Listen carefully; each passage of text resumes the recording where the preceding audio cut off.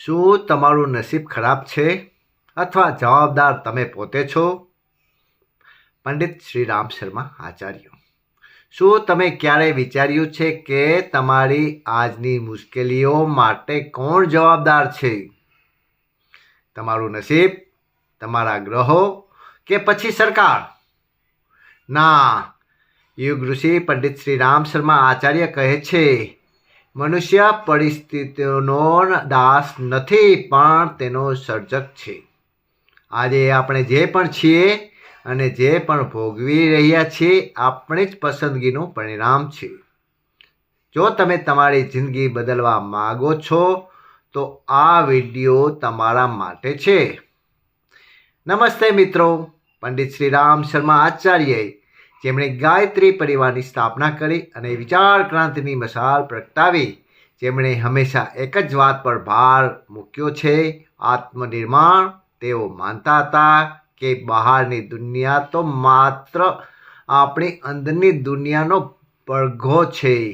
ચાલો તેમના આ ક્રાંતિકારી વિચારોને 3 મુખ્ય મુદ્દાઓમાં સમજીએ. મુદ્દો 1, આપણે જ આપણા ભાગ્યના વિધાતા છીએ. પહેલી વાત, આચાર્યજી સ્પષ્ટ કહેતા કે આજની પરિસ્થિતિઓ આપણે પોતે પેદા કરી છે. આપણે જે વિચારીએ છીએ અને જે કરીએ છીએ તે જ ભવિષ્ય બનીને આપણી સામે આવે છે. જો આજે તમે દુઃખી છો તો તપાસો કે ભૂતકાળમાં તમે ક્યાં બીજ વાવ્યા હતા.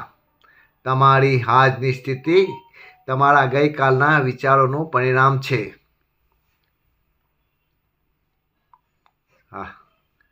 મુદ્દા 2, પરિસ્થિતિઓને દોષ આપવો એ કાયરતા છે. બીજો મહત્વનો મુદ્દો, જવાબદારી સ્વીકારવી. મોટાભાગના લોકો પોતાની નિષ્ફળતા માટે જવાબદારને કે સંજોગોને દોષ આપે છે. પણ ગુરુદેવ કહેતા, જે પરિસ્થિતિઓ સામે રડે છે તે કાયર છે અને જે પરિસ્થિતિને બદલવાની હિંમત રાખે છે તે જ સાચો પુરુષાર્થી છે. જ્યારે તમે સ્વીકારી લો કે આ સમસ્યા મેં ઊભી કરી છે, ત્યારે જ તેને ઉકેલવાની શક્તિ પણ તમને મળશે. મુદ્દા નંબર 3, આપણે બદલાશું, યુગ બદલાશે. અને ત્રીજી સૌથી મોટી વાત, સુધારની શરૂઆત. આચાર્યજીનું સૂત્ર હતું, હમ બદલેગે યુગ બદલેગા. આપણે હંમેશા બીજાને સુધારવા જઈએ છીએ, પરંતુ આચાર્યજી કહે છે કે શરૂઆત સ્વથી કરો.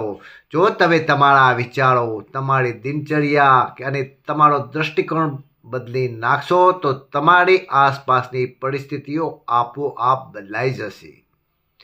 મિત્રો, ફરિયાદ કરવાનું બંધ કરો અને સર્જન કરવાનું શરૂ કરો.